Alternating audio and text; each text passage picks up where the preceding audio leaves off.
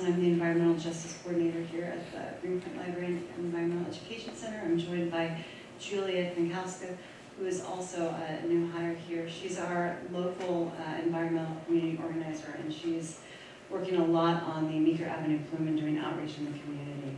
So I'd like to welcome you tonight. Thanks so much for coming for our first of a series panel on Newtown Creek. This is The Creatures.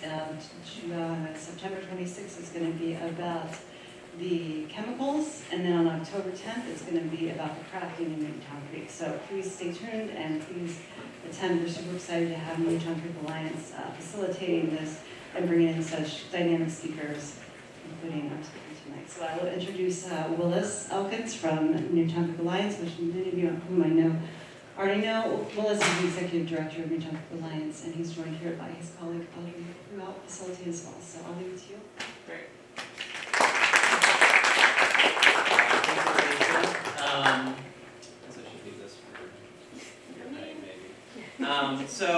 My name is Willis. I'm just going to give a little bit of intro about Newtown Creek since we're doing this three-part series. I'm not going to take too much time from our main presenter here, but a little bit about the creek. So who all lives near the creek? A handful of people. I assume there's some familiarity with the waterway. So our organization, Newtown Creek Alliance, we were founded in 2002 with the mission to revitalize, restore, and reveal Newtown Creek, which are kind of maybe generic terms, but I can talk more about that. But essentially, the waterway is about 4 miles long, connects out to the East River, the border between Brooklyn and Queens. It's a federally designated Superfund site because of the, at this point, centuries of industrial use and contamination that is both historic and ongoing. There's a lot of issues with Newtown Creek, so you might know. This is a little bit of a summary of some of that. This is further back in the creek. This is one of the tributaries known as Maspeth Creek, which is in the neighborhood of Maspeth, Queens. Kind of an old picture with the old K Bridge there. But a lot of issues. Everything from toxic sediment, right, from the industries that were here, petroleum industries, refineries, fuel storage, all sorts of stuff, and the second lecture is going to really dive into a lot of those petrochemical industries that were here. I mentioned the federal Superfund site.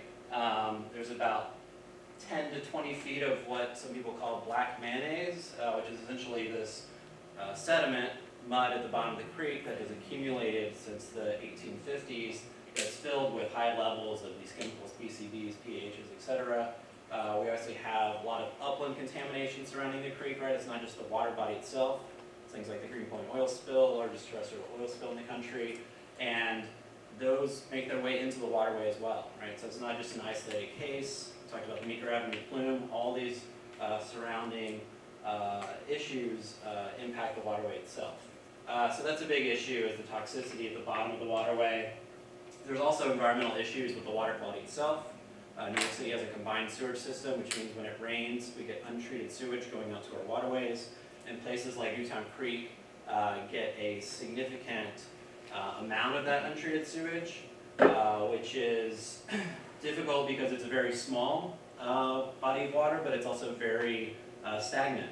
So you've probably seen walking over the bridges, whereas like the East River and the Hudson have a lot of movement. When you dump stuff into the creek, it basically sits there and festers. So the water quality is very poor, especially the further back in you go, and that might be relevant to some of your adventures, but definitely further back in you go, it's much worse. Lack of access, right? Newtown Creek, have you all been, anyone been to one of the access points? Anyone shout some of those out? I don't know the name. Where is it? No, I did. I don't know the name. But you don't know Manhattan Avenue. Manhattan Avenue? Yeah, we'll hear about that. It's one of the main spots. It's the only, basically, public park that's on the creek, except for the very mouth, if you want to count that. Where else? Anybody else? Plank Road. Plank Road, great shout out. Further back in Massachusetts. You've been to a lot of those spots, so. Plank Road is like a unique street end site, but there's not a lot of places where people can see or get to the creek, and for us that's an issue because it's helped perpetuate the state of neglect and disinvestment. People that live or work nearby it don't see it, don't interact, and they don't have an opportunity to form a relationship and care for it, which is kind of relevant to tonight's lecture as well. So we try to do a lot to create more access, safe access, so that people can understand that there's an ecosystem, as we'll learn about tonight, in their backyard. It's a resource. And then obviously, ecologically, the creek has been very much disrupted. It was once surrounded by 1,200 acres of tidal salt marsh that was all filled in, and we lost a lot of valuable habitat. One of the reasons we wanted to partner with Karolina was about documenting and showcasing that it is an ecosystem, and there's a lot of wildlife that is there and that's coming back. So these are really important issues. Opportunities for the creek, obviously ecological restoration, finding ways to bring back salt marsh or other intertidal habitat is really important. Recreation, having more places, the nature walk where people can get to the water for being next to open space, being able to get on the water, especially when it's cleaner in the future. Education, that's a lot of our programming. We work with a lot of local schools, colleges, etc. We do a lot of programming so that people can understand all this history, etc. And the creek's a great place for that. And then also jobs. The creek is surrounded almost entirely, except for the mouth of the creek with the new development in Greenpoint, Long Island City, surrounded by heavy industrial uses. And our organization, although we're very focused on the environmental restoration and rejuvenation, we also want to maintain this as a working area. And so the challenge is, how do we have this area provide good, accessible, quality jobs that are also not creating the significant harm that we've seen in the past. You can do things like using the creek for moving materials by water, which is much better than trucking, as you see in this photo here. And so we are very interested in the revitalization, so to speak, of how to make it a better space for manufacturing, etc. So I just want to share a couple upcoming events real quick. First off, this is really a big meeting next Wednesday that the EPA is having at Elsewhere, if anyone's been there, back in the back of the creek. And basically what this is we got our designation from EPA in 2010, that it was going to become a Superfund site. So we've been waiting 14 years for a cleanup plan. This is basically the first stab at a cleanup plan in 14 years. And we have less than 60 days to comment on this cleanup plan. They just released it about 2 weeks ago. So this is the only public presentation EPA is going to do about this cleanup plan. It's also focused on just one specific area of the creek, which is the East Branch tributary, which is back near Brand Street Bridge. So it's not super close to Greenpoint, but it's back near Ridgewood. So we really want to drive a lot of people to come to this meeting to hear from EPA about what they're going to do to start the cleanup, because this is also going to set the groundwork, right, for the entire cleanup of the entire creek. So please invite you all to come to this meeting. It's also a hybrid, so if you can't come in person, you can attend via Zoom, and it's a really important thing. And we'll be putting out more talking points about what exactly is their plan, what are our concerns about it, et cetera, et cetera. More fun hands-on stuff. We do a lot of volunteer programming. We have an event this Saturday focused on doing rain garden stewardship back in East Williamsburg area. So check that out on Saturday. It's a walk, and you also get to do some hands-on gardening. We maintain Kings and Wildflowers, which is a really cool green roof that's in the industrial area, and it's on top of a TV film production studio owned by Broadway Stages. And so we run the green roof, and we do a lot of programming there. So if you're interested in wildflowers and native plants, it's a really cool event to come out to and get your hands dirty with some clean soil. We're also doing a really cool event that's very appropriate for tonight as well, called Creek Critters, which is a series of where we collect a lot of animals from the creek, a lot of the same ones we'll probably see tonight, and you can come see them up close. And so this is in Queens at this new site called Queens Landing Environmental Center. So we're doing that next Wednesday, Thursday, and Friday from 3 to 6. So if you're super inspired by everything you see tonight and you want to see more of the critters up close, then come check that out. And then we're also starting another series of open events on the green roof starting later this month called Autumn Evening, so you can come by, check out the green roofs. We also have a wildflower nursery. If anybody is looking for native plants, come check out our nursery. And then of course this lecture series, I don't really have to promote it because we talked about it, but I'm very excited about this whole series, and major shout out to Acacia, Greenpoint Public Library, for making this happen. That's about it. You can follow us on social media. This is a link to our link tree that has all those events I mentioned, and we also have some materials up there as well. And I'll shut up about NCA. So without further ado, introduce our speaker. I'm not sure how much of an intro you want, or you just want to dive into it. But it's been really great getting to know Kara over the past year and a half, I feel like, is when we first crossed paths, and she had some questions about the creek, and we were really excited about her interest in the creek and exploring all of it. So it's been really cool to see the progress, and I'd say personally too, like, it's really awesome. Like, the creek is this, I love it more than anything, and to see other people find joy or their own interest, and then see it as a learning space as well, has been really cool. And then how she's spread that on social media and everything. So really excited to see your presentation, and yeah, that's it. So I guess we'll do the media transfer. Thank you.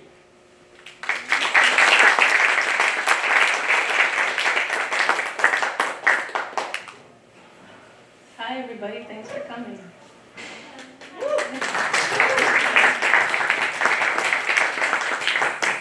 So I guess I'll do a little intro. So I'm Karolina. I was born in Poland, but I grew up in Greenpoint. This is me in front of my old apartment on Driggs Avenue. So me and my mom, which will come up a little bit later. And me in front of the water, which, as you can see, there's just like, it's not very developed. It's just like concrete blocks. Oh, what happened here? Here's the water. Magic water. Yeah.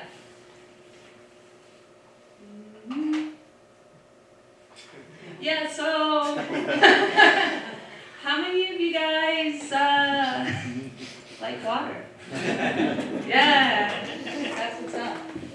So I started doing this whole thing, this like discovery of Newtown Creek because of the Newtown Creek Alliance, and because I was looking at Instagram after like kind of a hard breakup, and oh, there I am, also in front of water.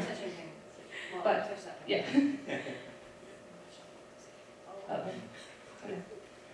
So, I don't know if you've seen, like, in the news, this is 2010, there's some dolphins that were spotted in Newtown Creek, and apparently this is something that happens every once in a while.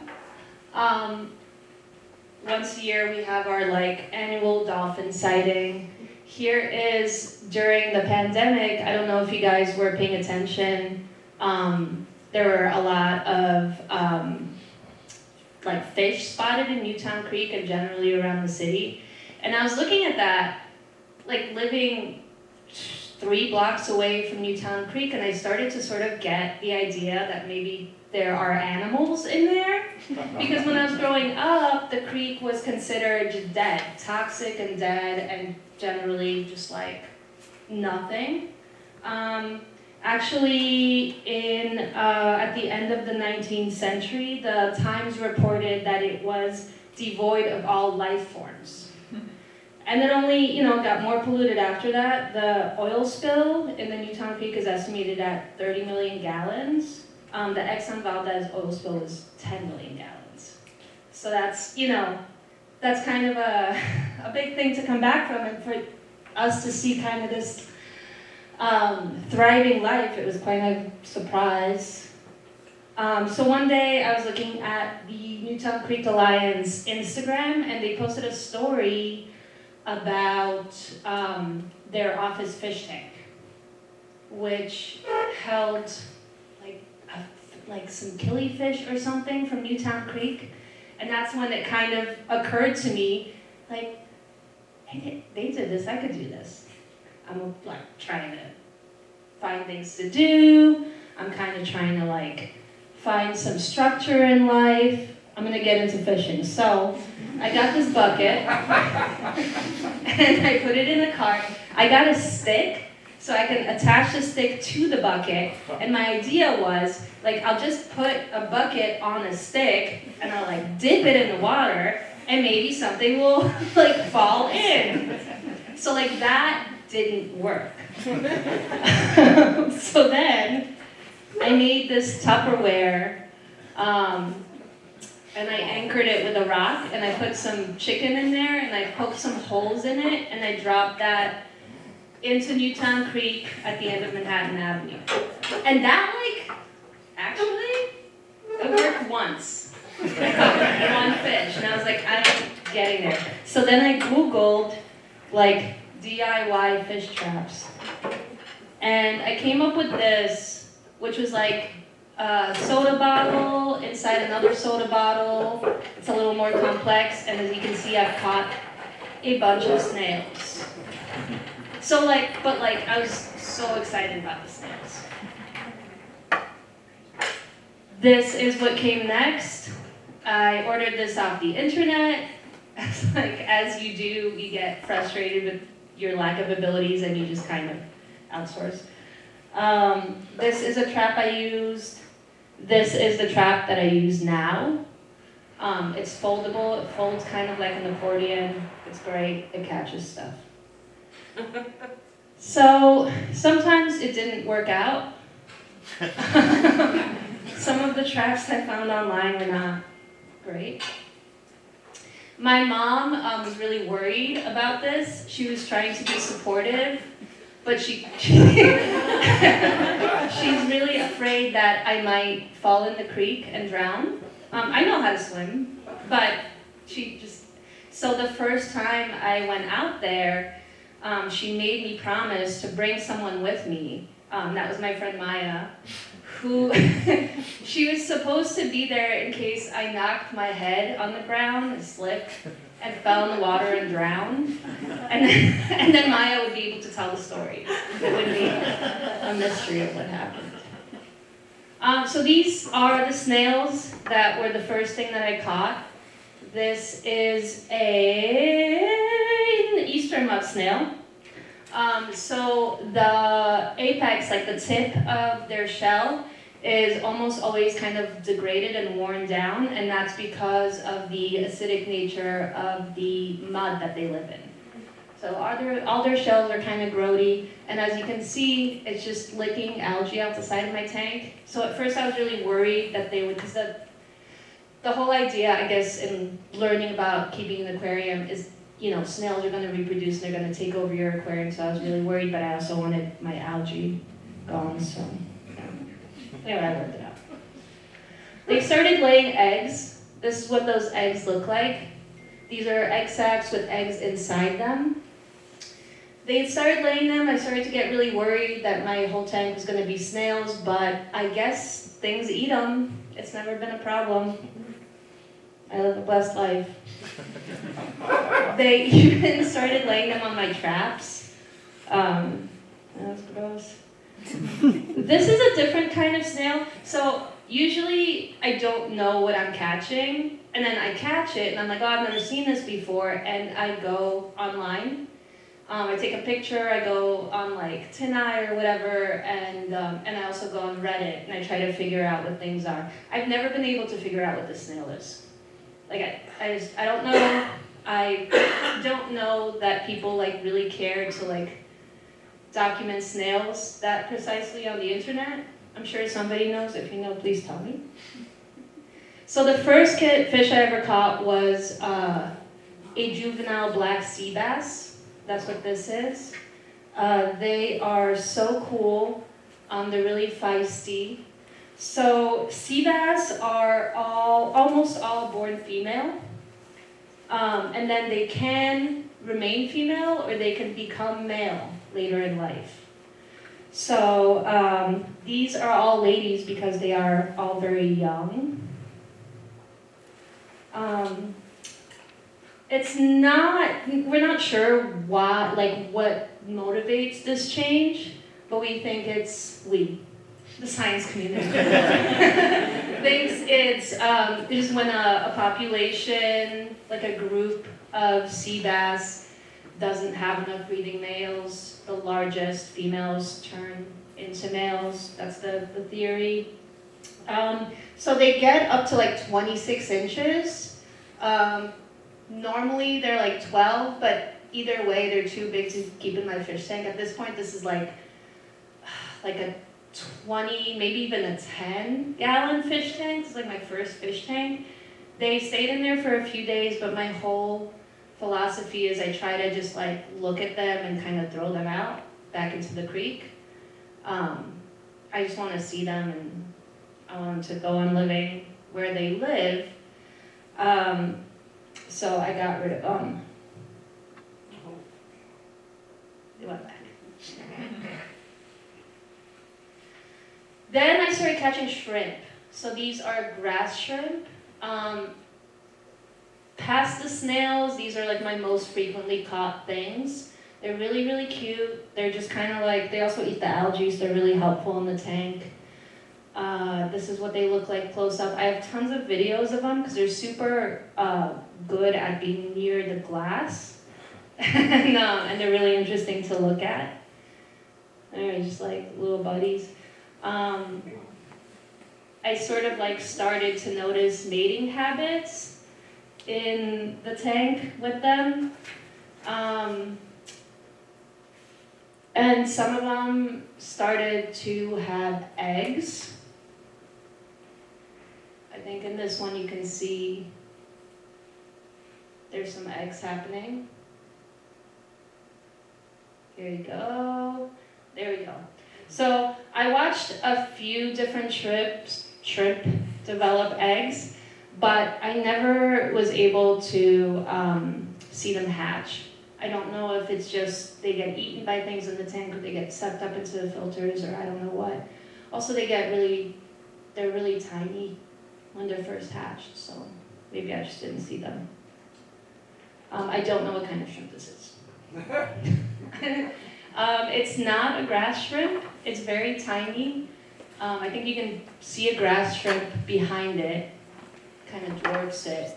I thought it was a baby grass shrimp for a little while. I thought that was one of the ones that hatched, but now that I look at it, it doesn't have the pincers, so it's something else. Again, I do all my research on the internet, and if the internet can't tell me, then I don't know. Another type of fish that I caught early on were these silver sides. They go around in groups. They're really, really sensitive to changes in their environment. So those are some other fish that I wasn't able to keep for very long. They need to be in groups, and they swim horizontally quite a bit. So with the limitations of my tank, I didn't think it was good to keep them for very long. But I kept them for long enough to keep these keepsake videos. They're very cute. So another thing that I get a lot of is these scuds, which are tiny little amphipods. Stuff eats them. They also reproduce like crazy. If I don't have anything in the tank to eat them, they will just, the population will just explode. They're really cute to look at. Okay, does anyone know what these are? It's Hydra, and then this is an exoskeleton of one of those scuds. So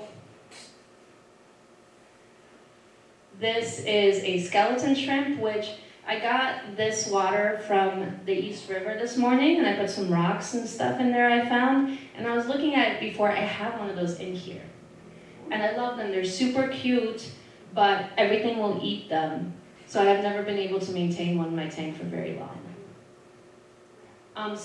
That's one thing I learned, is stuff will just eat each other constantly. And like, that's not my job to stop that from happening. This is some kind of like a roly-poly that lives underwater. I just put it in because it's cute. It's not significant. It was in there for like a day.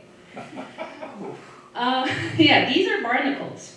Barnacles are really, really interesting, it turns out. So in the 13th century, people didn't know the full lifespan of a goose, and they didn't know the full lifespan of a barnacle, because geese, you know, have their reproduction period in like near the Arctic. So they kind of like made this connection that geese hatch from barnacles. So there's that connection. Barnacles are hermaphrodites. They are stuck in the location where they settle. So in order to reproduce, well, they don't reproduce with themselves, they reproduce with each other, but they each have both female and male reproductive organs. But in order to make up for the fact that they can't move closer to each other, they have some of the longest penises of anything alive. They're just, you know, up to 8 times their body length. This is one. That little like thing. I also, to my surprise, found these anemones. These are very, very tiny, but they're still super beautiful. They are, let me see if I can remember, they are called orange striped green anemones.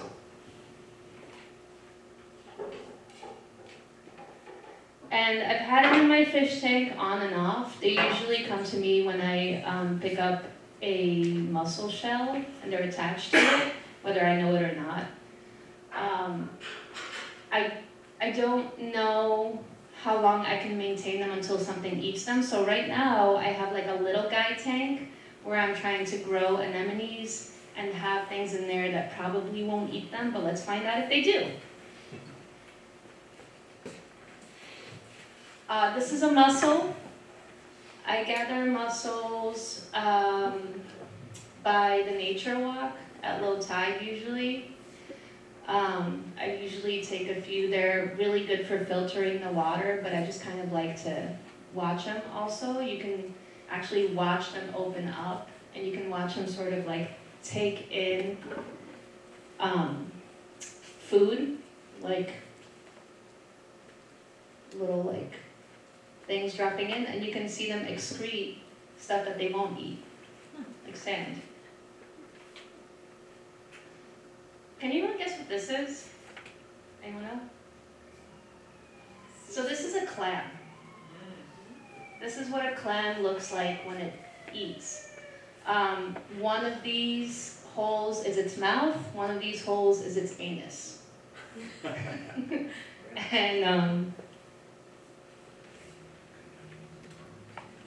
And this is just like a sexy little close-up shot of that. But one thing about this clam in particular, off to the side, to the right, I don't know if you can tell, it's got a little pipe coming off of it, and that is a fan worm. So fan worms, or feather duster worms, are polychaeta, I think you pronounce them. They're these kinds of worms. It's a lot of different kinds, and they built this pipe for themselves. It's strengthened with like bits of sand and shell, and then they kind of pop their little feather dusters out of there, and they can fish stuff out to eat. This is another kind of these same kind of worms. It doesn't employ the fan thing, but it has these little grasping nodules. It can catch stuff for it to eat.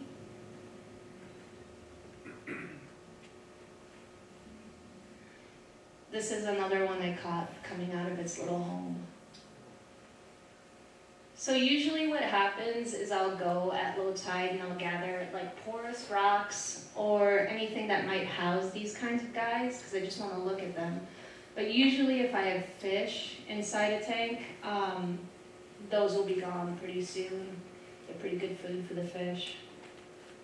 So I have to kind of act quick to get a good image of them. So you might have seen these kinds of tubes that fan worms and these other kinds of bristle worms live in. If you've been to a beach and found a shell like this is a shell I found in Florida. Those little veiny parts, those are where fan worms or other kinds of polychaetes lived. This is a different kind of polychaete. It's called a bristle worm. So the first time I ever saw or heard of this thing, this is like a really tiny one, by the way. I was cleaning out my tank with a friend, and I sort of like dug up the gravel to transfer it to another tank, and I dug up this worm. It's like, it was pulsating, it was blue, it had all these tendrils, it was like a nightmare worm, and I didn't know what it was or why it was there. But it was this bristle worm. So I transferred it to another tank, and I found this guy, which I believe is also a tiny bristle worm. I think I might have bristle worms in my tank, but I don't know, because they live under rocks, and they live in the gravel, and I'll never ever see them until I dig it up, and they'll surprise me. But they're really, really beautiful. This is a different kind of bristle worm. Compare the size to a snail. So these are the hydra that I brought up before. So hydra are kind of these filter feeders that just kind of like stay there and they sway and they catch little stuff to eat. But the thing about them is they're technically immortal. So you could kill them.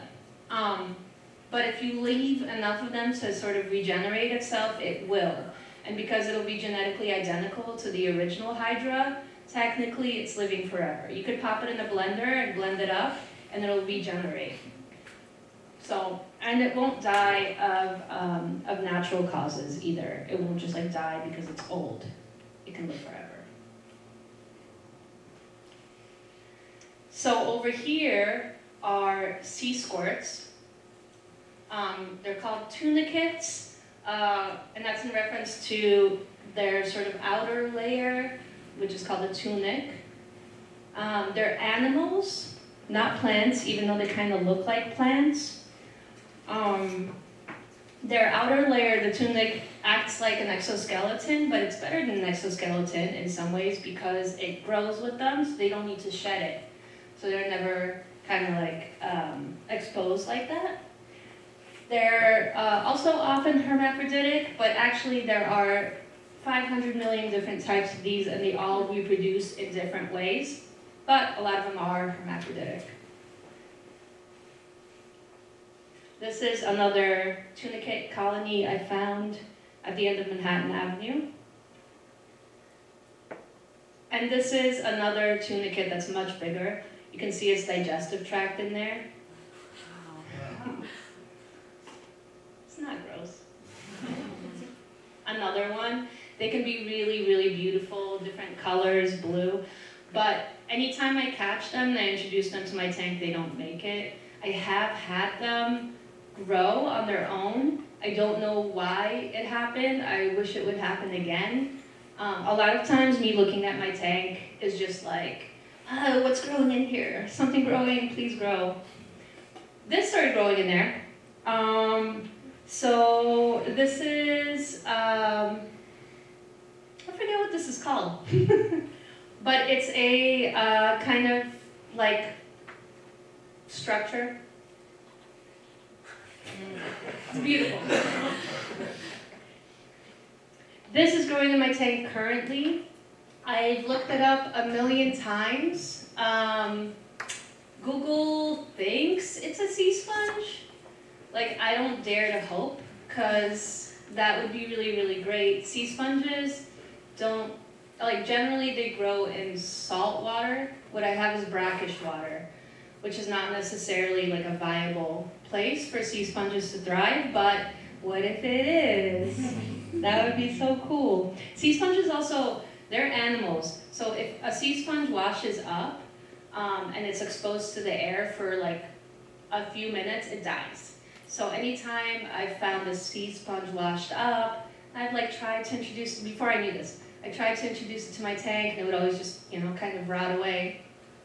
So the only way for me to have a viable sea sponge in my tank is for it to grow in there.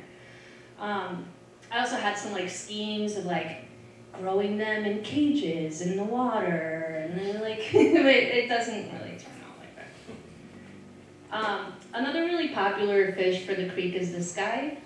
This is an oyster toadfish. I've never had one in my tank because they are too big. They live on the bottom, on the floor of the creek and of the East River, and I'm sure other places. They have sharp teeth. They have a spine in their dorsal fin that they can poke you with. And people think that they're ugly. I think they're very, very cute. I come up with a lot of them. And I used to handle them like this, and I still kind of do sometimes. But they, one of them bit me. And I try not to do that anymore. So the other thing about oyster toadfish is the male will find a cave and you kind of like excavate a cave and he'll sort of set up shop in there, and then he'll advertise for females who'll make this like bullfrog like croaking sound, which you can hear. I mean, if you catch them, you can kind of hear them. And then that female might elect to go with him in his cave. She goes in the cave, she lays some eggs, sticks them to the wall, and like leaves and never comes back again. She is not involved at all in like the raising or fertilizing of those eggs, period. So the male then fertilizes the eggs, the male cleans the cave, takes care of them, they hatch. Even when they're swimming, they're still under parental care of the male oyster toadfish. This guy, Dad. And you can see their teeth. Like that snapped me. I was wearing one of those yellow gloves, and one of them bit me and tore the glove open. Those are tough, like kitchen gloves, so I try to be careful around them now. This is a fish that I never thought I would be so lucky as to catch. This is a skillet fish. They lay their eggs inside empty oyster shells, and those eggs hatch, and they sort of like, you're supposed to like look under oyster shells and try to find them, and I'm like, I'm not gonna do that.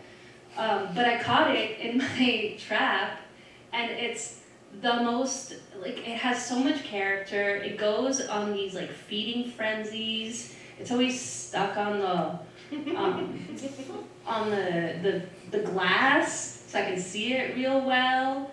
It's like sassy and pretty. I think they change color. So I don't know, like I haven't read that they change color, but I've been looking at them, and sometimes they're different colors and patterns, so I think that they camouflage themselves. They are very, very cute. They have like pelvic fins that have evolved into suction cups.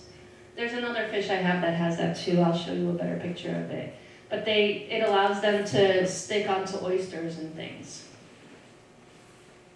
That's its eye. That's how close they get to the glass.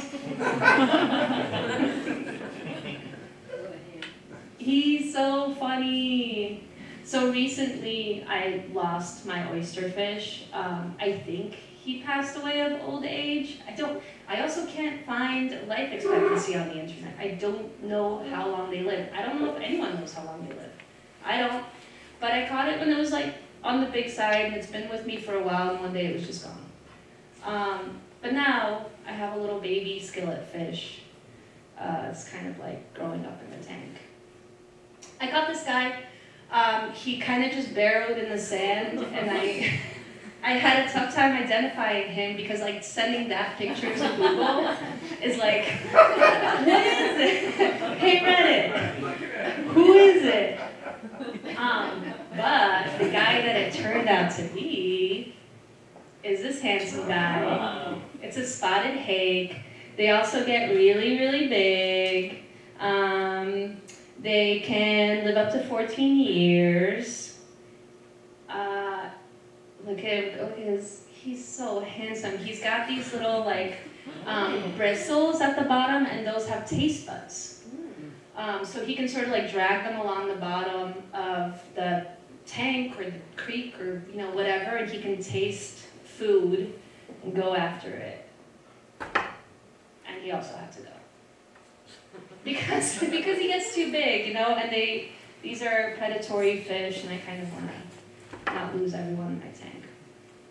This is another catch that I couldn't believe. So I have flounder. There's a flounder there, which is crazy. That's the first and only time I've ever caught a flounder. And I threw it back because I didn't care at the moment because I caught these guys, which are northern pipefish.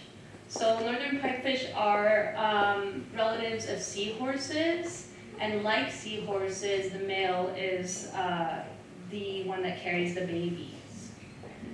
So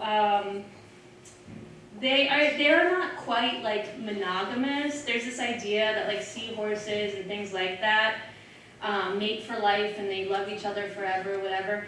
But I started doing this because of a breakup. But there was a research study that I found where they tracked a whole bunch of these guys, and they found that most of the males just bred with one female, most males bred with one female, 23% bred with two females, and no males bred with more than two females. So they're like kind of monogamous, like, monogamous-ish. I couldn't keep them in my fish tank because they don't actually have stomachs. They do not digest their food. They have to use their tiny little mouths to eat tiny little food. First of all, they're not going to eat anything that's not alive. So like, there's a finite number of things I can give them to eat. And they have to eat constantly because they have to keep replenishing their nutrients because it just goes through them.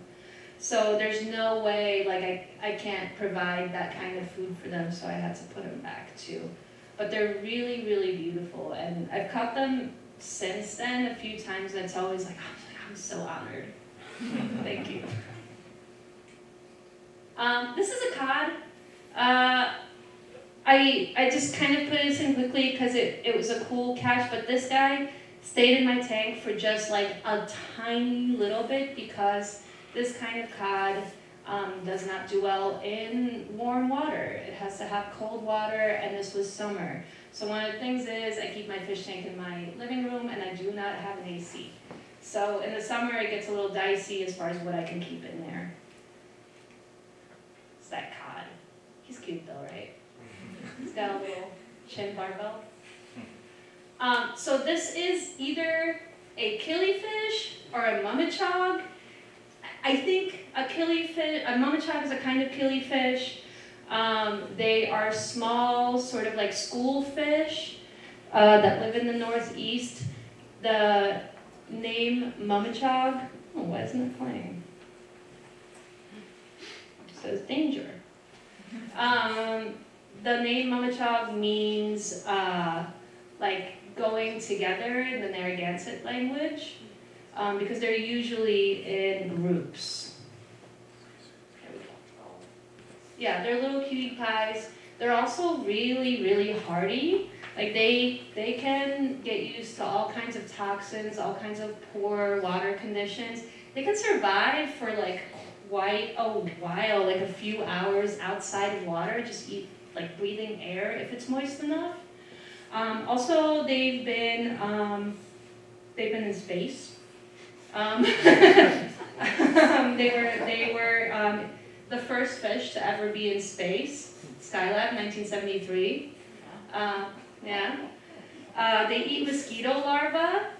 So there's been some ideas to get them to help control the mosquito population. This guy is a spider crab.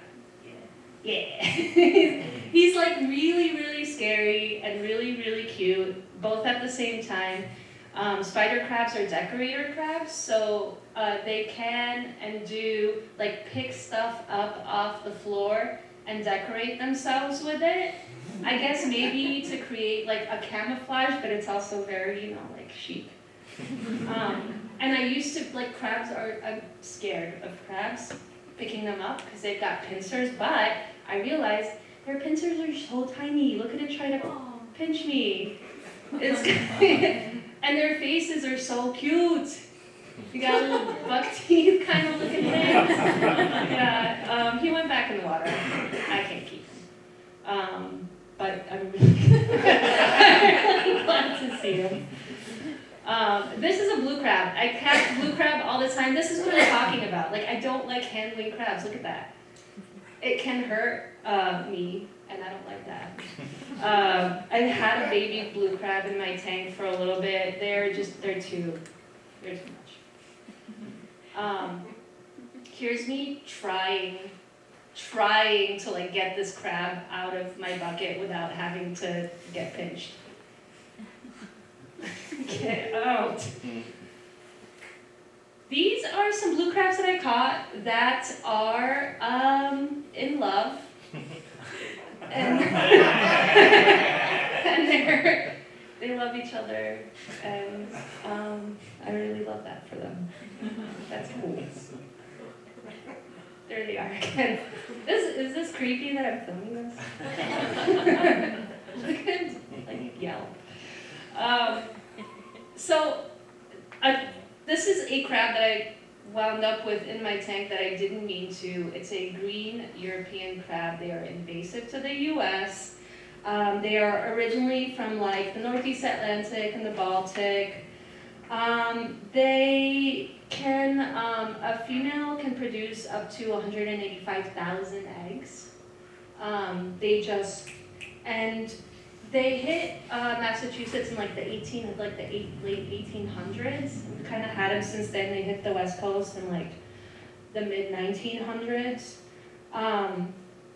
It's possible that the blue crab before could help sort of like curtail their population. But there's all kinds of attempts being made at trying to like find reasons to fish them commercially, which seems to be the best way to get rid of a species. So they're trying to like find ways to cook them or find ways to make them into whiskey. There's one company that's like making them into whiskey. You should try it. It's so good. I don't drink. So, yeah. So this is a guy that wound up in my tank, and he's really, really fun to, sorry, not he, she. She's really, really fun to film. She had eggs at some point. They're not fertilized because that's the only crab I had in there, but crabs, shrimp, all those, they'll produce eggs whether or not they're gonna get fertilized. So this is a berried, B-E-R-R-I-E-D crab, which is what they call that. I also caught a pregnant crab in my trap, but you can sort of see like the difference between the mud that they're caked in when they come out of Newtown Creek and what they look like in like less muddy water, which is my tank.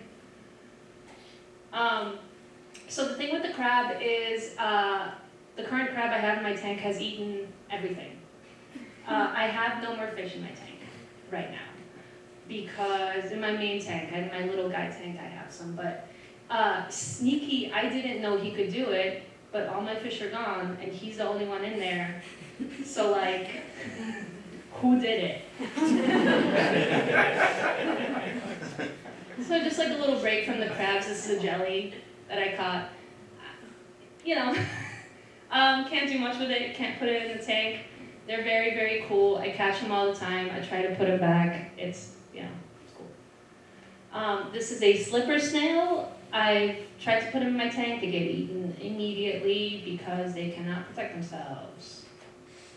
Guess what? I caught a, what do you call those? Leech, yeah. I caught a leech. There's leeches in Newtown Creek. Hey, did you want to go swimming in Newtown Creek? I have another reason why don't.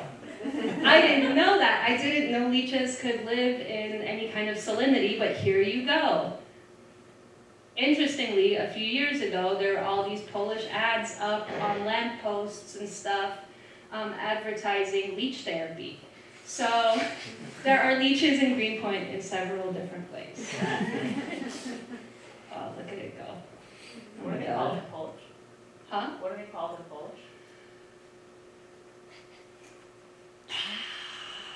Come back to me. This is, oh no, my power, it's fading. This is a goby. They are very, very cute. These are called naked gobies. They are called that because they have no scales. And they are some of the cutest fish that I've ever had in my tank. They have that same sort of like evolved fin that will suction cup to something. They usually hang out on the floor. And I also think they change colors. Also, never read that about them. But like that's a different color, right? Like that's a different color pattern. It's the same fish. Whatever. No. They're really, really cute. Some goby species, but I think the more like saltwater ones, the more like tropical ones, can switch sex from male to female back and forth again. I don't know about these. Again, the internet hasn't told me. So, and I've tried researching it. It just, I don't know. It's pretty vague. So when I had them, I kind of like tried to look for that, but I also like don't know how to tell the difference between a male or female goby. I think it's kind of hard to do from what I'm hearing. I know why you guys are here. It's for eels. So eels, the lifespan can vary from between 5 to 40 years. All American and European eels reproduce in the same place. They are born in the Sargasso Sea, which is kind of like around the Bermuda Triangle. So the way the life cycle goes is eggs happen there, and then they turn into larvae. That larva starts drifting back towards continents, right? Then it turns into something called a glass eel, which is a very tiny, little like transparent eel. And then it turns into elvers, which is that. I caught an elver. I had it in my tank. So once they become elvers, that's when they start to change color to a kind of brownish thing, and that's when they sort of like, that's when you start to see them around the coastlines, right? So then they turn into yellow eels, which is the longest time period of their lives. That can be like, you know, what's like 20 years, 5 to 20 years. And then after that, they mature into a silver eel, which when silver eels happen, their digestive tract shuts down, their eyes grow up to 10 times, and they start to grow genitals. Because guess what? For the majority of their lives, eels do not have reproductive organs, and there is no difference between a male eel and a female eel. It's not a thing. In fact, Freud spent like a summer in his youth dissecting, what was it, like 400 eels trying to look for their genitals, and he could not find them. So, you know, they didn't know where eels come from, how they reproduce forever, until like a few years ago. And now we know. So when they start growing genitals, when they turn into silver eels, Their digestive tract shuts down in order to grow those genitals. They never eat from that day forward, and they start traveling back to the Sargasso Sea, where they will mate when they finally have their organs, and where they will die, and where the cycle starts again. So eels are endangered, and I didn't know that until last night.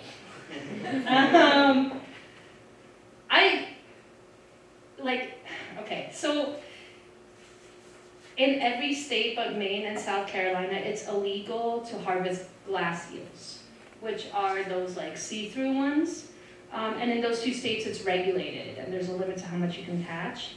The reason eels are so in demand and they're being overfished is they're being caught young for the Asian market. They're being raised, for food, for sushi. Like, you eat a lot of eel in Asia.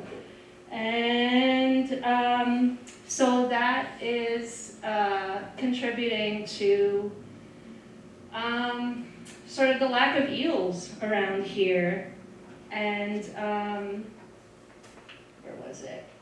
Oh yeah, the Fish and Wildlife and the Justice Department came together for Operation Broken Glass, where they arrested a bunch of people that were trafficking glass eels. Listen, I put my eels back. I might be doing something illegal, but it might be illegal by the letter of the law, but it's not illegal in the intent that it's done. And somebody asked me about whether I eat seafood online, and I do. I love seafood, but having this tank, it hasn't really I'm not oh, but that's an animal that I love. I'm no, I see it. It's kind of gross. I don't, it's kind of like shrimp. I can't see a shrimp without seeing the little legs and stuff. No, I won't eat that. But eels became a moral thing where I'm they take so long to become this animal, and they go to this vast journey and find themselves sexually, and it's I don't really feel comfortable eating them, even though they're delicious. There are lots of eels in Newtown Creek. I've caught a bunch. One way I caught a bunch is that I put a really bright LED in my trap, and they become really attracted to that. And here goes one back home. Here's a cormorant eating an eel.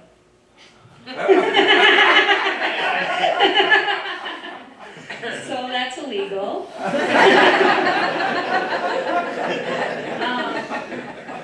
That's nature. But that's the thing. That's the thing that I kind of wanted to circle back to. So we live in New York City, and I grew up here, and the idea is well, you're far from nature. There's no nature. It's the city, and it's the citiest city there is with the densest population. I think that you can find nature all around, and you can be involved in the environment around you. But the thing is, it's going to be gross. So as long as you open yourself up, and you can kind of be in these spaces. Here's a jellyfish I saw, right? This summer, just in the East River, you can do it. Nature's not always regal. Hawks are great. It's cool to see a hawk. But also here's a jellyfish. There's some eels.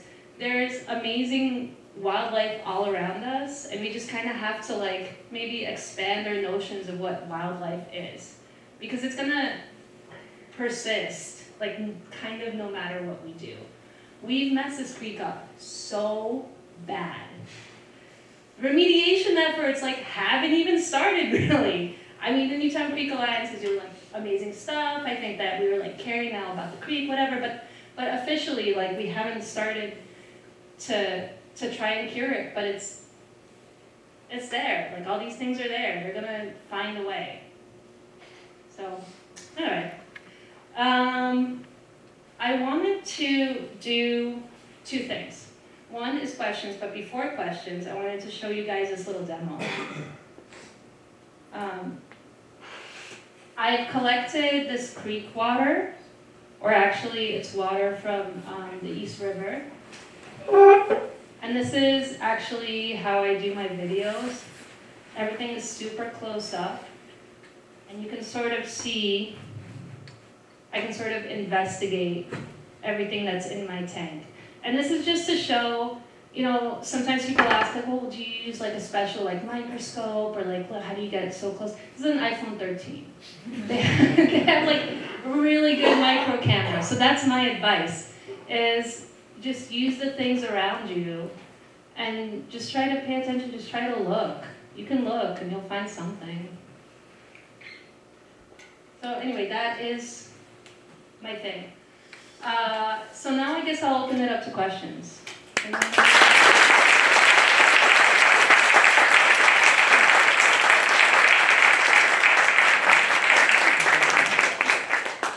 We're going to use a mic, so if anybody has any questions. Raise your hand if you have.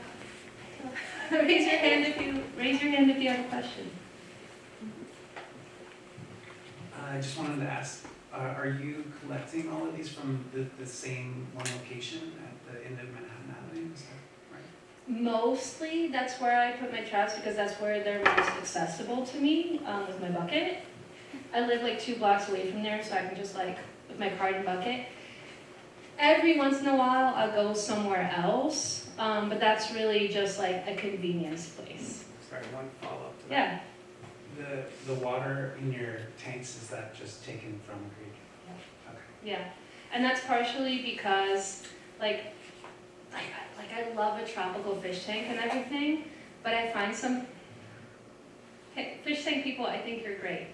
I find something like a little bit perverse about like, kind of like playing God and like recreating this like natural habitat like by force. Like I'm gonna like minutely control the water. It's so cool. It's so cool. It's so like, it's so neat to do that. But I also feel like it's a little bit like playing God, and so I just kind of, I'm like, here's the habitat. I'm gonna put it in the tank. Like I don't want to like augment it as much as just look at it.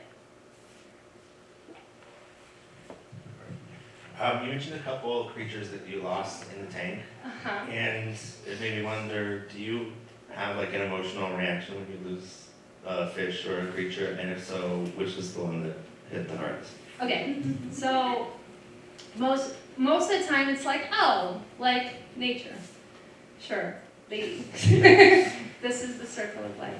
That's one. Second, sometimes I feel a sense of failure. I'm like, I could have done something. Maybe was it me?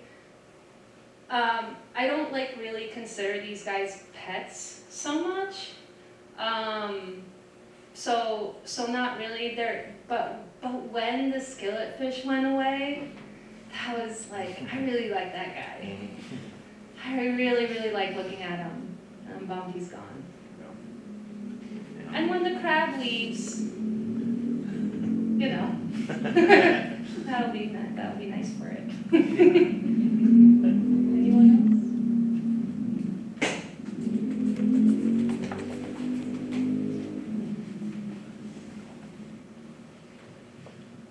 I had 2 questions. Yeah. I was wondering, do you ever do any sort of like nutrient testing or like water quality testing on the water or anything like that? Like just for curiosity's sake? Yeah, I actually, when I was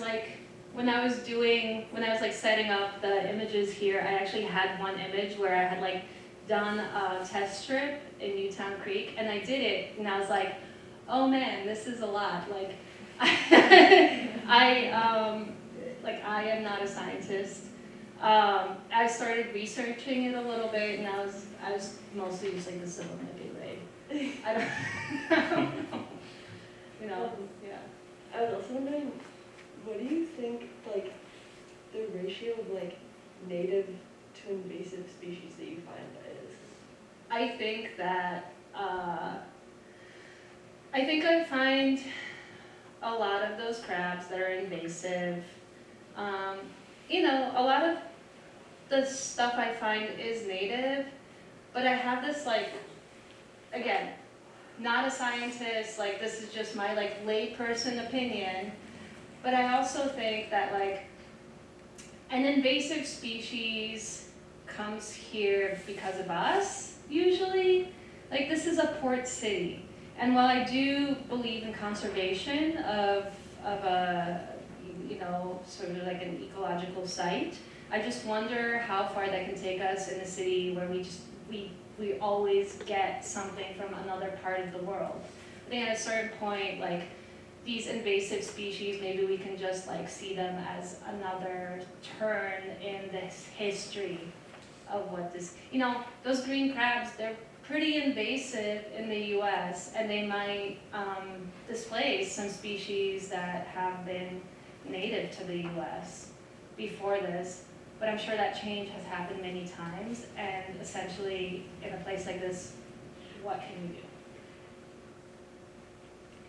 Yeah.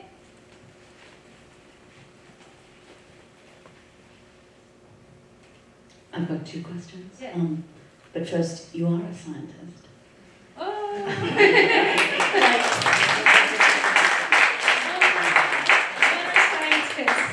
Like the fact stuff is changing colours, but you can't find anything about. Like that's observed science. It's true.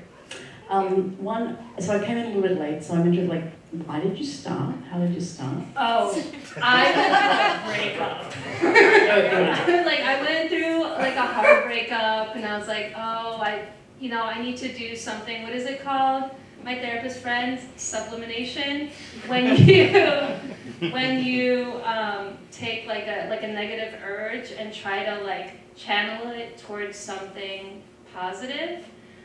So I kind of like tried to do that, but also I was like sort of teetering on the verge of like sobriety. I'm a bartender, and as part of my job, like I'm around alcohol, but then I kind of like started to reevaluate my relationship with alcohol and whether it was worth it. And so all of this kind of like, I had this daytime activity that I could do alone that was really rewarding, that like rewarded my curiosity, and I learned, and I got to like be outside, and I got to interact with my environment and with my neighborhood, which, again, I grew up in Greenpoint. It's changed a lot. Like I've been here on and off for like 40 years.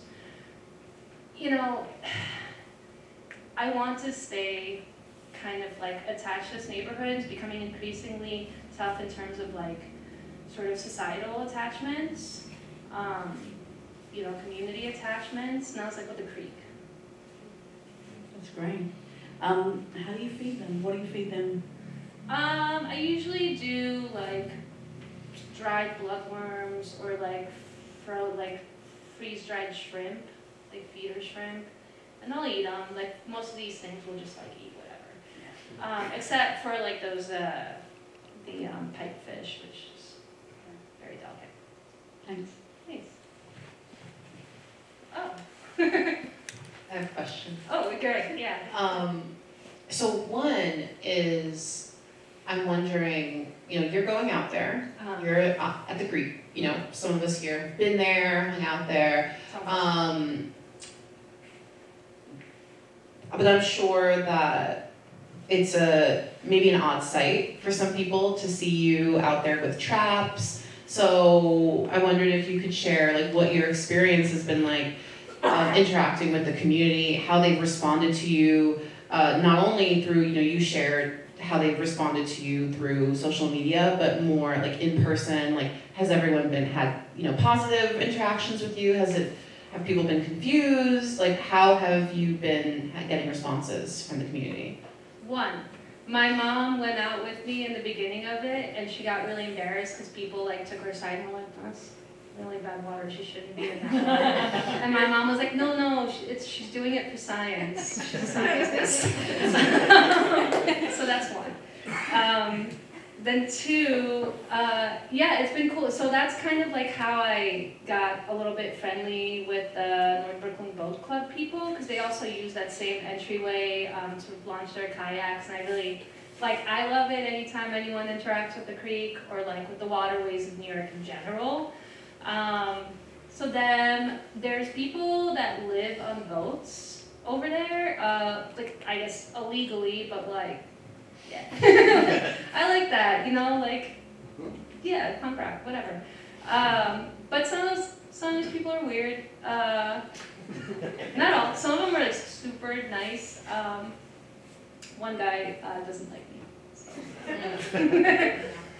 And so the other question kind of connected to that is like, what are some, if we're inspired by this, which I'm sure everyone here is, if you've been paying attention,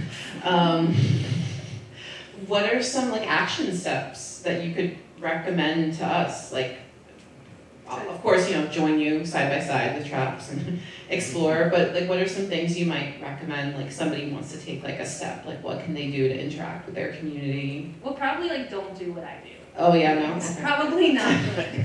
Like that person. Also, like I do what I do because it's the most convenient thing for me to do. Like that's the natural spot. Like that's the spot where I can like come in contact with like nature 2 blocks away from my house. Do you live near a park? You know, maybe there's worms.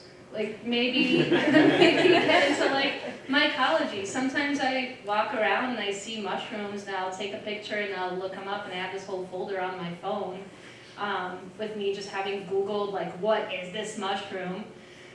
I have really poor vision, but if I had better vision, I join the people that do bird watching in McGolrick Park or McCarran Park, whatever. Around here, they do bird watching. I think that's really cool. Like anywhere, get it where you can get it. Thank you.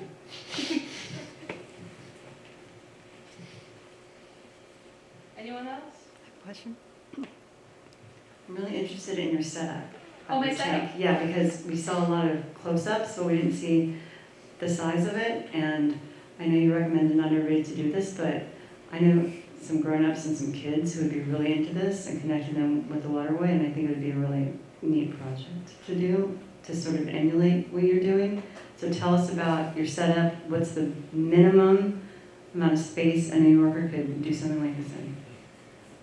My fish tank right now is 30 gallons, I think. I got it as a present. So it's like just on the small side of big. I would like a larger fish tank. The fish tank that Newtown Creek Alliance had in their offices is a lot larger, and they were able to have an oyster toadfish in there, and I'm super jealous of that.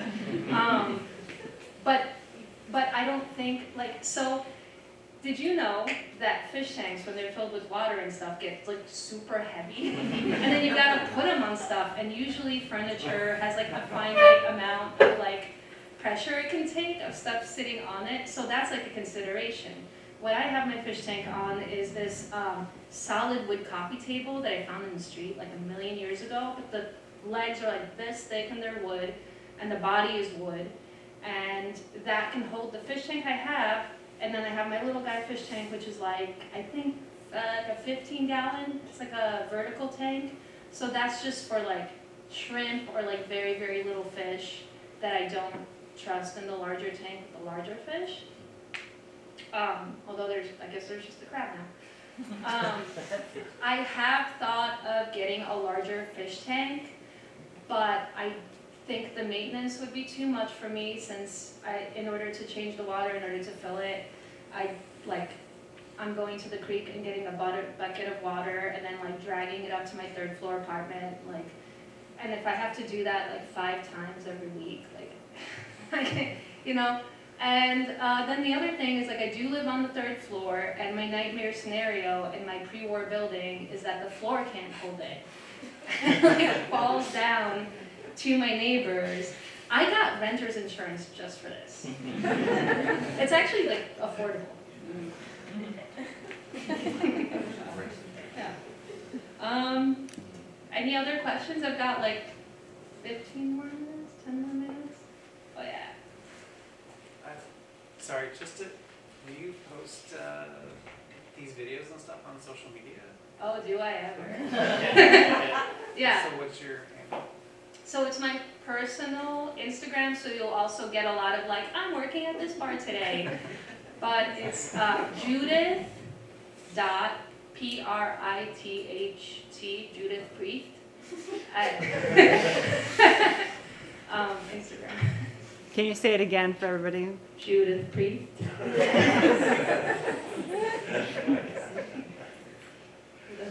dot in between them. Can you show us on your phone? Oh, yeah, oh, yeah, I have my phone right here. Oh. Ta-da! But I have it on airplane mode because people have threatened to send me like dirty texts while I'm doing this.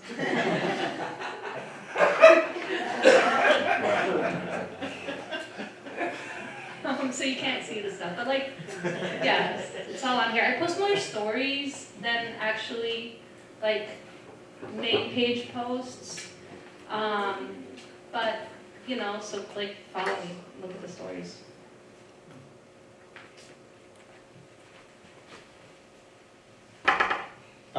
The rocks and plants in your tanks, those also come from the creek? Those I usually get from the East River. I go like a little bit out of my range. I go to that park on like North 9th by the water, and when the tide goes out, I have like a tide calendar on my phone, and I watch for when the tide goes out, and I usually have a lot of like sand. Like I went out there at 10 a.m. this morning, because that's when the tide was out. And you can get a lot of macroalgae, and I get those porous rocks in the sand.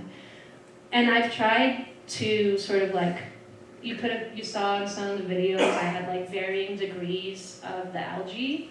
They don't like survive well in my tank, and I'm not sure why. There are people who, their whole hobby is macroalgae tanks.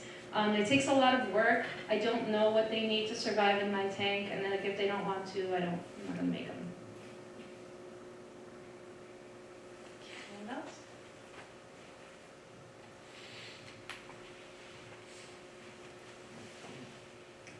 Hi. Hi.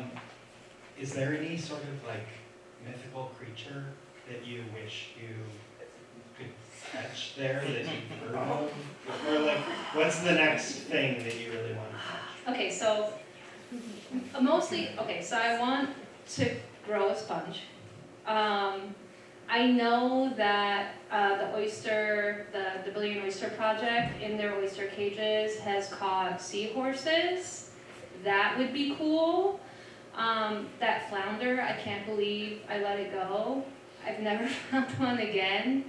But mostly, you know, whenever I feel like, oh, like I've seen everything, like I've caught everything in this creek, like I've been doing this for so long, and I'll pull up my trap and I'll see something and I'll be like, what is this? And that's what I want. Like, I want more of like I don't know what this is, and I'm gonna have to start Googling.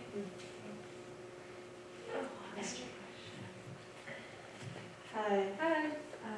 How long have you been doing this? 2 years. And how does your setup or maintenance change in the winter time?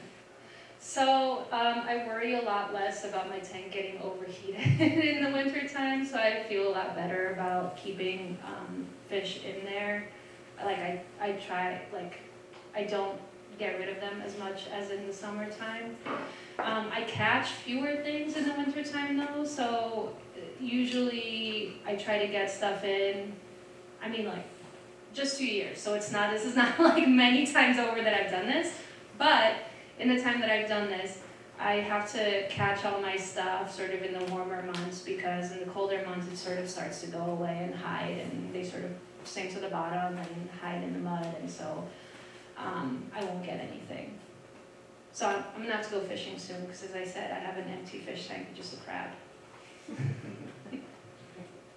Anyone else? Just one more question. How do you set your traps, and how long do you have them out there?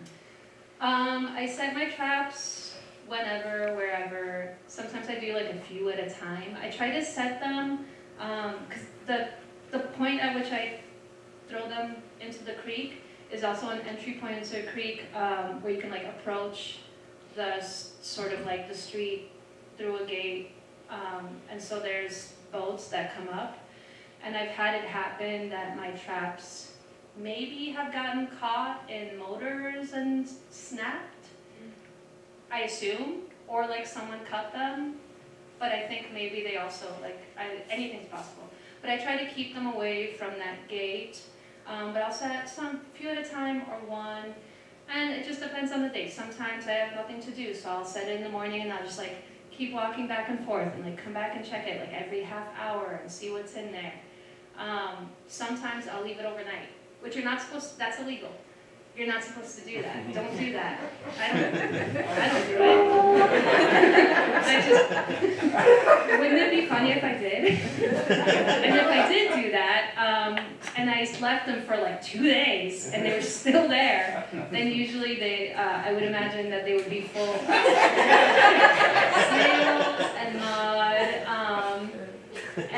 and that's when it starts to get a little like dicey, because then like sometimes I'll catch something really big, like a big oyster toadfish, and it will have eaten anything else that's in there. Or I'll find like a few crabs and only one of them alive, and that's the one that won. Yeah. Do you need bait? Huh? Do you need bait? Do I need bait? To No. do it? No. Yeah, I mean, yes. I have bait. Yes. But I do use bait, yeah. I work at a bar that sells we're known for our fried chicken. And so sometimes when I am throwing out people's chicken that they've eaten or not eaten, I keep the bones or unfinished chicken, and I'll just put it in the trap. And I'll do that, or I'll go to the supermarket that's on the way to the creek and just pick up the cheapest kind of meat. I used to use shrimp, and they worked really well. It's expensive. It's I don't. Anyone? What's the longest you have something in your tank?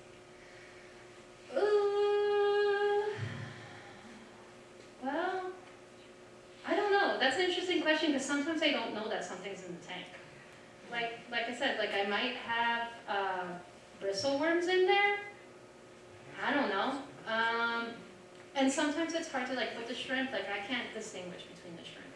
I did have a killifish that lasted a really, really long time, and I only know that because it got really big until the crab ate it. And then the skillet fish lasted quite a while. But a lot of times, once they get bigger, that's the thing. Species that get a lot bigger, which are the ones that tend to live longer, I get rid of them because I don't want them to be crowded in my tank. That crab's been around for a while. It's kind of good. Anyone else? Do you ever name them? I don't have a compulsion to name them, just because they eat each other. I don't really. But I went out with my friend Travis, and we caught 2 baby skillet fish, and he named them Thelma and Louise. Yeah.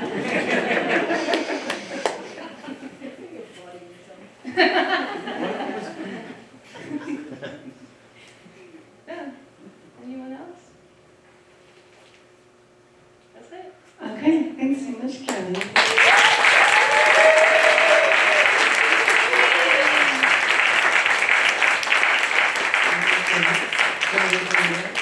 Thanks so much, everybody, for coming tonight. And please do come to our next couple series, as we mentioned. I think it's Newtown Creek Alliance for organizing this. Our next event is on the 26th, and that's going to be the chemicals with Peter Spillane.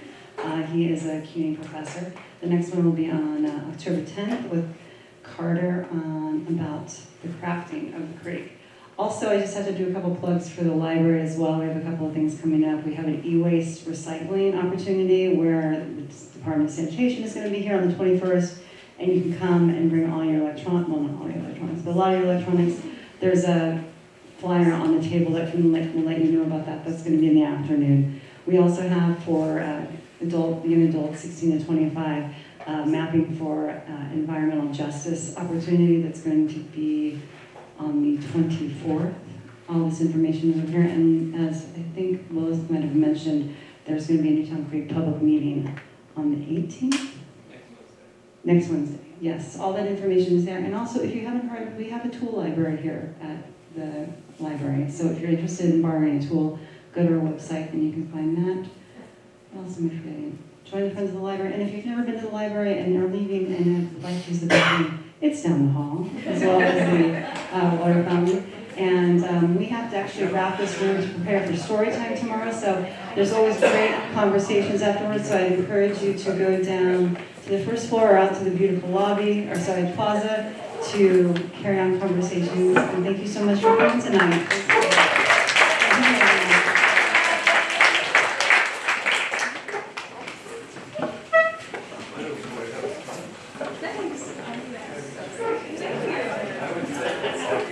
Thanks.